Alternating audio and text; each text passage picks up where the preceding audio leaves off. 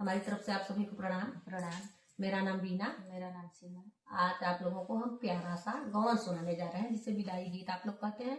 आप लोग सोचते होंगे कि विदाई गीत अब कहाँ गाया जाता है, लेकिन हम आप लोगों को बता दें कि आजकल तो 3 दिन 4 दिन बाद गौना हो ही रहा है। शायद ही किसी किसी की सुबह ही विदाई हो रही है, लेकिन गाया जाता है 2-3 दिन तक। जब लड़कियों की विदाई नहीं होती है तो हम लोग के यहाँ देहात में, हम लोग, अब पता नहीं शहर में गवाता है कि नहीं, तो हम लोग विदाई गीत गाते हैं 3 दिन 4 दिन, जितने दिन बाद लड़कियों का गौना। पहले तो 1 साल बाद होता था, 3 साल बाद होता था, 5 साल बाद होता था, तो गौना होता था तो गौना में गाया जाता है। अब भी 2-3 दिन बाद जब होता है तो गाया जाता है। तो बहुत बहुत धन्यवाद, बहुत बहुत आभार। आप लोग पूरा बात कीजिए, धन्यवाद।